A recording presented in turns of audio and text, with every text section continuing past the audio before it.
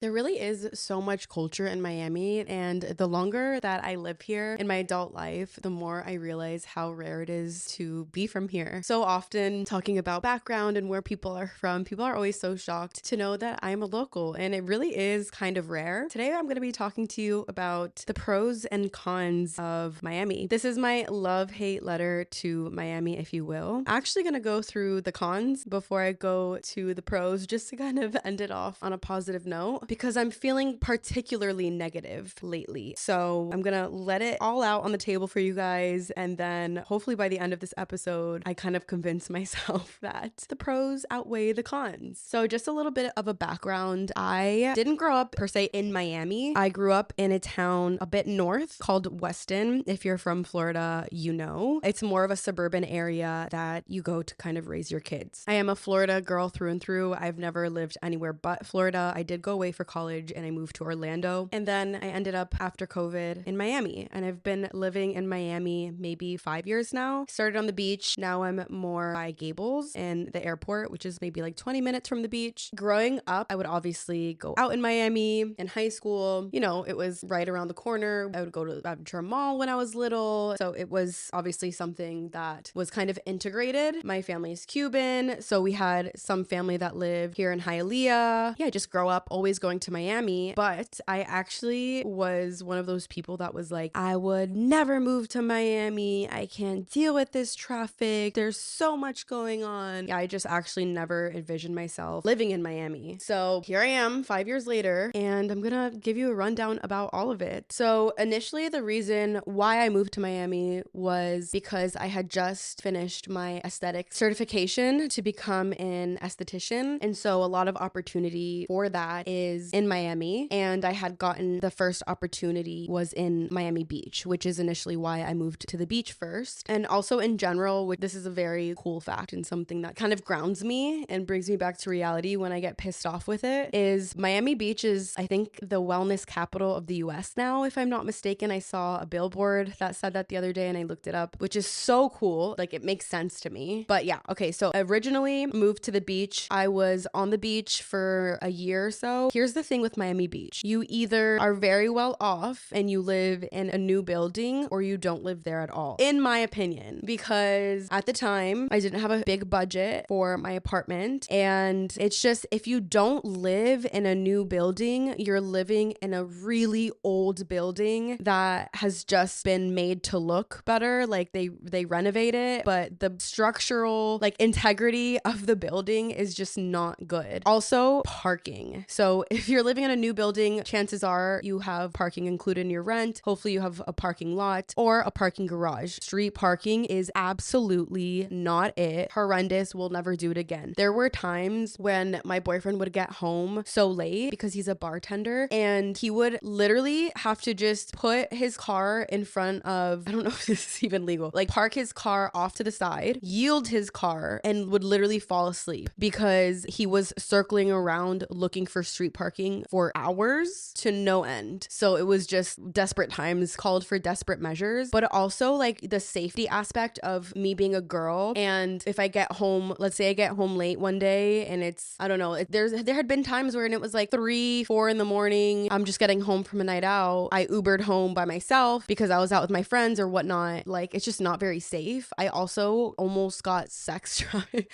It's not funny at all, but it's just like sound like it's crazy that it happened to me, that my brain can't process that it's like real. Like, it's not funny. Obviously, sex trafficking is absolutely not funny, but it's just like almost like a trauma response, I guess, because I just couldn't believe that it happened. So I have to kind of go off on a tangent here because I can't just say that and like not explain what happened. But I was walking both my dogs at the time. I walked one after the other. Of course, I walk my Adobe first. Everything's fine. She goes back home, and then I walk my little baby. She's a little schnauzer. She's like 15 pounds. I don't take my phone. I wanted to like unwind at the end of the day. I just go to take a lap, the same lap I always do. And I notice this car is really staring at me and not breaking eye contact and like making me very uncomfortable. And then I'm like, I'm just overthinking it. Give it a second. Just, you know, stay calm. He's gonna pass you. The light turns green. A couple minutes pass and he never passes me. And so I start freaking out. Then I look behind me and he's slowly driving behind me as I'm walking. So now I'm freaking out. I run and I found a family sitting outside and I just sat with them and waited because the walk that I was gonna go go on, there's like a little sidewalk that goes in between the back of a school and a bunch of bushes. So that's like perfect for nobody to see. And so I was like, absolutely not doing that. And then, yeah, I just sat out with the family and pretended like I knew them and talked to the kids. And I saw them come around. They saw that I was with the family and they left. And so I walked the streets the whole way back and I saw them circling back and forth for a while after that, and found girls kind of in front of me and sped up so that I can walk super close to them all the way back home. And they mentioned something about the car too being super weird. And I was talking to them about that. I'm like, oh my gosh, no, they literally just tried to kidnap me. That's why I'm like walking so close behind you guys and whatever. I was able to get home safely. I called the cops and it was very scary. And I was so scared to walk my dog after that. And secondly, on top of that, it was just not a livable situation. I didn't have a washer and dryer in unit. I didn't have a dishwasher. My dog was always infested with fleas. There was huge roaches, disgusting. And if I'm not mistaken, I believe one time there was a rat in my cabinets because something was nibbling cookies and pooping. And yeah, so gross. Hate to say it. Very humbled. I'm just traumatized. I'm never doing it again. I don't think it's worth it. And mind you, like my budget wasn't super small either. I was paying a normal amount of money. Let's just say that. And even when I would talk to my cousins and tell them how much I was paying, they would be like, oh my gosh, that's kind of a lot. But like for the beach, it's not because everything's so expensive. I think we were paying like, if I'm not mistaken, I think it was like $2,100 or something like that for a 2-1, but like really not because it didn't have a closet in one room and whatever. Like it was kind of the first time I was getting an apartment on my own and it was just a madhouse and kind of a shit show because we didn't tour the exact apartment we were going to be in, blah, blah, blah, blah, blah. I'm not going to bore you. Oh, also when I was moving out, I finally realized there was mold in my AC. So yeah, that paints the picture for you. So I just don't think it's worth it. I'm sure not every experience is like that, but I just think like the old buildings are just like not it. Like they're bound to have at least mold or roaches because come on, it's freaking Miami Beach. And then if that's not enough to not convince you otherwise, then just the parking like is not it. So I think if you're gonna live on the beach in particular, you need to go with a new building. I think it's just non-negotiable. And then from there, I moved to where I'm living now. I've been here almost 4 years, I think. And like I said, I'm by Gables. So it's like 20 minutes to the beach from where I am. And I mean, the cost of living, just that drive alone is so much less, which is crazy for a 20-minute drive. But the rent is cheaper. The buildings are nice, so much nicer. Like I think I pay maybe $300 more and I have security at all times. I have a parking garage. I have an elevator, which we didn't have. I have washer and dryer in unit, which you don't ever take for granted. I will never ever again. A dishwasher, just like all of the things, parking lot, everything, guest parking, everything. And all that, these things really, really do matter if you're considering living in Miami. So that's where like my journey and how I ended up and just the actual like expense of living in Miami, because obviously that's a huge factor for so many people and something that a lot of people have to consider. So that's when it comes to the finances. Let's talk about lifestyle. So I will say right off the bat that Miami has two very distinct energies, and that is party hard or wellness freak. Like, I don't know why there's like no in between. And I guess you could also add to that is like the business person. But I feel like even if you're like really hardcore business person, you kind of still fall into one of those categories just because there's like really like good business people in Miami that really like party hard and then they're like straight like work during the week and party hard during the weekend, or they're integrating wellness throughout their week and they're working out and then maybe they go to like a matcha day thing and they network there, and there's so much opportunity for networking in both ways. So I would simply categorize into those two: wellness freak and hardcore party person. So with that being said, for me, since I grew up going out in Miami, by the time I moved to Miami, I was kind of satiated with my partying phase. I was kind of closed that chapter. I'm the type of person personally that I love a party, don't get me wrong, but I'm like the type of person where I'll party hard every like 6 months. Like, let's plan a great night out. We'll stay out until 6 a.m. and I'm good. I'm good for the next 6 months until I start craving it again. So that's just me. But I could see someone coming in from a different state and getting really taken by that lifestyle. I always say to people, especially now I work on the beach, I always say to my friends, like, how cool, like I would love to experience Miami Beach from a tourist point of view. Like, it must be so baffling calming and hypnotizing because I do recognize how cool it is. You know, it's a city on the beach, but then you have downtown and you have Ball Harbor, Miami Design District, and Aventura. Like, there really is so much cool aspects to Miami. And I wish that I could almost experience that from someone else's point of view to, I don't know, just be so enamored by it. Yeah, so I do recognize that. And something I'll say on that is that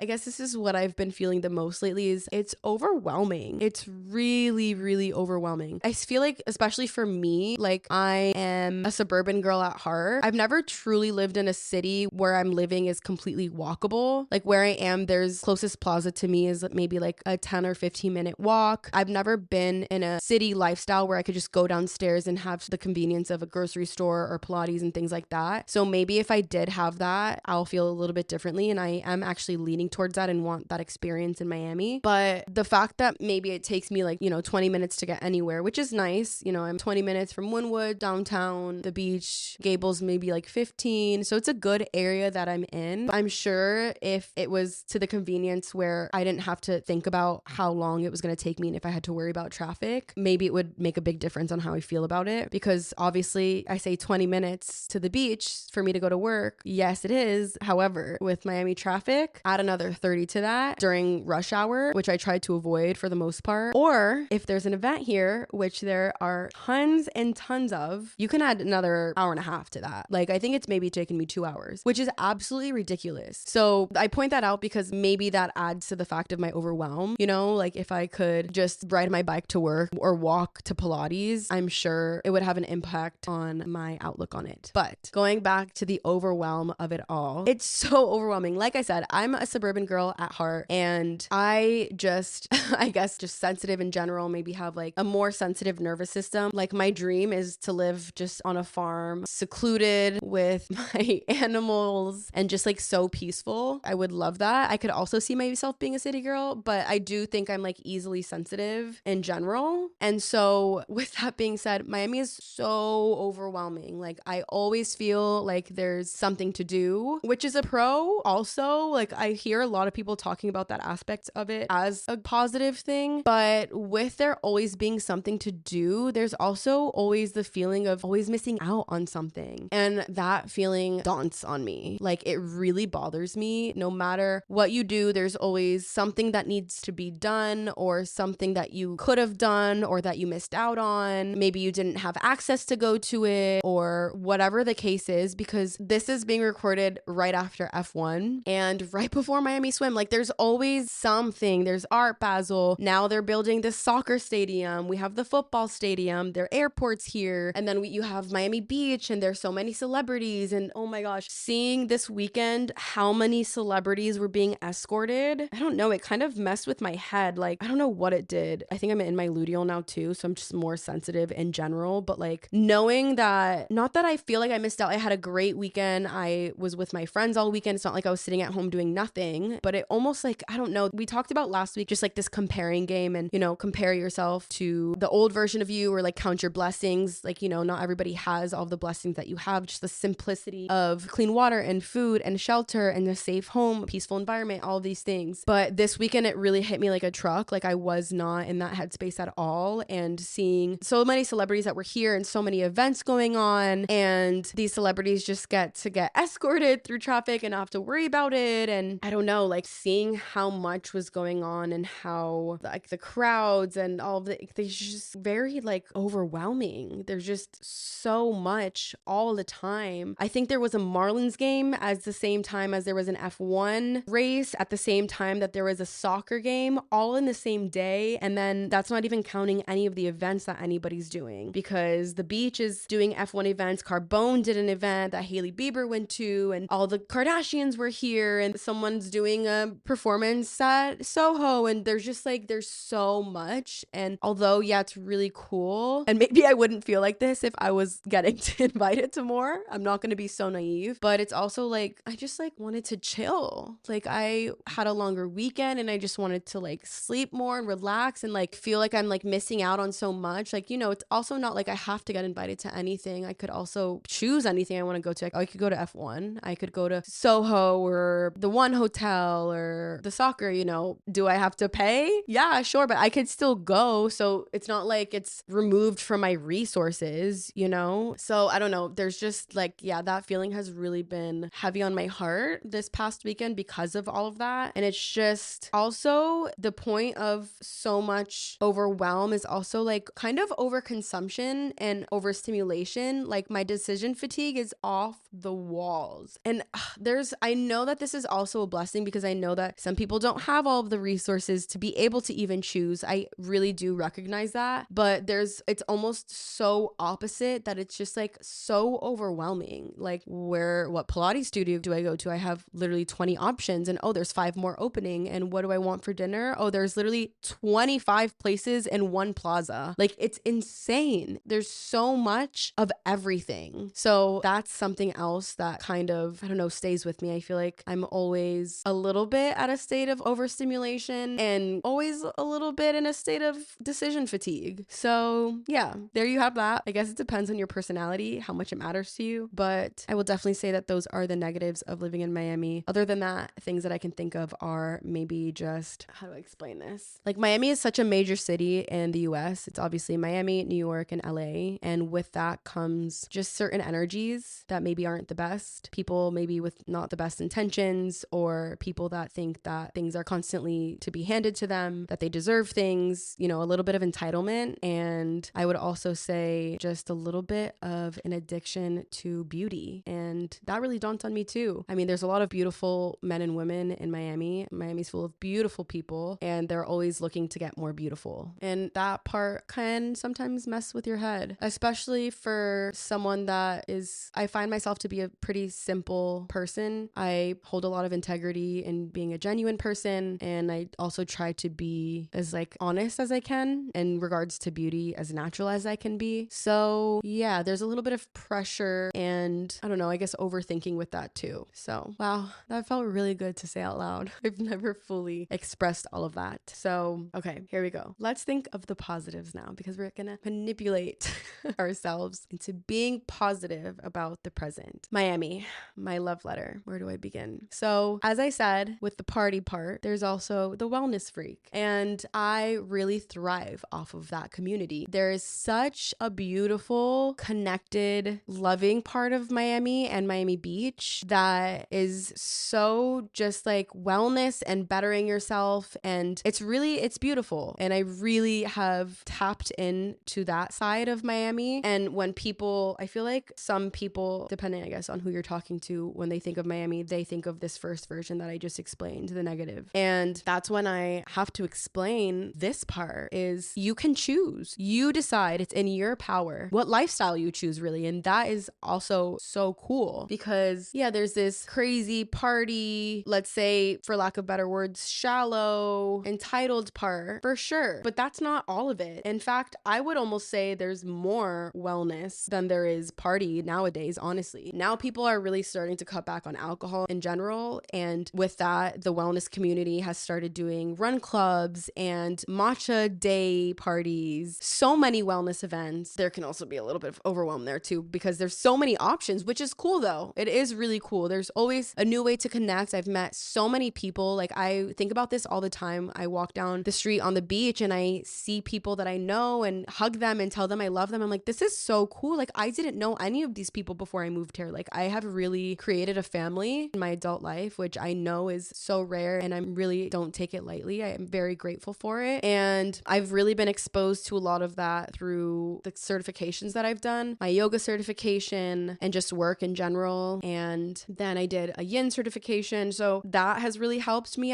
I've found if you're in a new city or in Miami and you're looking to make new friends, I've tried Bumble BFF before. I didn't really have any luck with it. I found my little community by taking classes and doing like certifications and just like being out in the wellness world, like going to events. People are there to connect and have a sense of community. You have to kind of think of it like the person that I'm trying to be friends with, where would they be? You know, you're not going to make a really deep friendship by going out to the club. You know, you're going to make that friendship by like, I've literally gone to an aerial class, like a yoga aerial class with the Silks in Wynwood. And I made a friend at the end of the class. We got to talking and I asked her if she wanted to go to breakfast and we did. And it was nice. And like, where does that happen? Like, that's not really going to happen if you're at a club. So you just have to think about that if you're looking looking to make new friends. But yeah, the wellness part of Miami, I will say, is probably what makes me even be able to stay here, honestly, and keep my sanity while living here, because they are just so grounded. Many of them also know each other. So that's really beautiful. And it's just a part of the community that really likes to support each other, you know, no malicious intents at all. And yeah, just like really an uplifting part of Miami. I would say that's one of the best parts of Miami. Other than that, although I did say this as a negative thing, it is also very positive that there is so many options, because with option comes opportunity. There's so much opportunity in Miami, and that's why I live here, because as I'm building my career, like this is the place that was calling me and that I have found my footing in, really. And I'm so grateful for the opportunity that it provides, as well as just the kind of freedom that you can choose. Like there's so much available to you. The cuisine is absolutely amazing. There is so much culture in Miami. I think it is one of the coolest things. Like you can go to a restaurant and there be someone that's from Cuba, Australia, from India, and it's like that everywhere you go. And I really do think that that's such a beautiful part of living in Miami. And just, yeah, I mean, the cuisine, I will never get sick of. I'm always discovering a new restaurant with just such like classic cuisine to that culture. So I've tried amazing Indian food here. I've tried amazing Japanese, like ramen. So good. Like I will say, so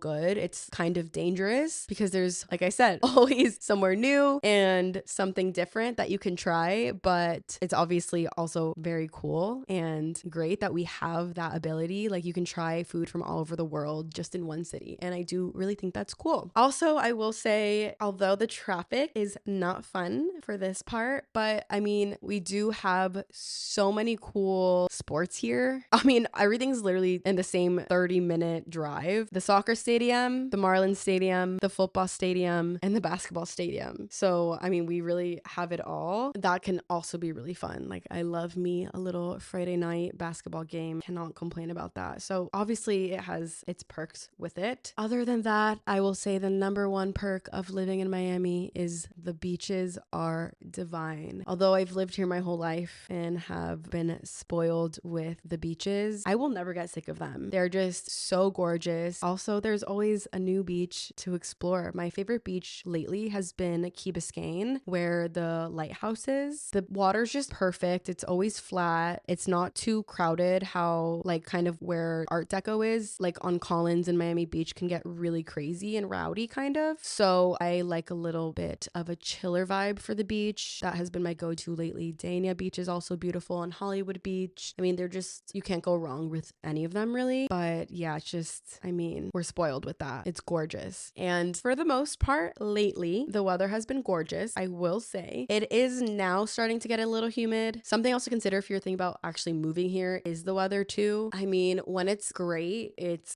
perfect. Like I could not ask for more. Here's the thing too though. A lot of people's preferences are very different with this. So my perfect Miami weather is blue skies, sun is out, and it's like 70 degrees. For me, I could not be happier. Like I cannot find one reason to complain when the weather is like that. It is absolutely gorgeous and just so amazing to be out. The UV is great, but it's not too hot because it's like cold. It's, you know, there's a little chilliness to it, but I mean, in the summers, it's either really, really hot and humid or it's storming every single day. So there's also that. And it's so funny because I will listen to other people's videos and YouTubes. And I was watching someone's YouTube yesterday that she's from Canada, and she's like, I'm so excited for the summer weather. It's going to be so perfect. I can't wait for it to be like this all the time. And it's so funny because for us in Florida, that's like how it is 80% of the time. No, okay, that's too much. Let's say 70% of the time. The 20% of like summer is just awful. So it's funny because it's actually kind of switched. Like for summer, that's almost the weather that people dread the most, and we're like kind of blessed the rest of the year. So that's obviously a positive because most of the time it's beautiful. It is a little bit bipolar, actually extremely bipolar. Like it could be looking like it's gonna have a hurricane at 10 o'clock and 2 p.m. It's perfect and cannot wait to get on a boat. Crazy. So do with that what you will. That's all I have to say today. I kind of feel a little bit more positive, but I feel like there were sprinkles of the negative and the positive. I mean, it's yin and yang, right? There's gonna be both, and that's kind of with anywhere you live. But for me, what keeps me me staying in Miami is the opportunity that it has here, and really the community aspect of it has really given me something to look forward to. And I feel like it keeps growing and evolving, and that's something that's really excited. I think the Miami community has gotten more and more shifted towards well-being and mindfulness, health, and taking care of ourselves. So I'm very grateful for that, and that gives me really something to live for and look forward to every day. So thank you so much for listening. I hope that you enjoyed and got some insight from this episode. New episodes every Friday. You can find me on Instagram at Stephanie_Manji. If you made it to the end, comment some suns on my latest post. Love you so much, and we'll talk next week. Bye.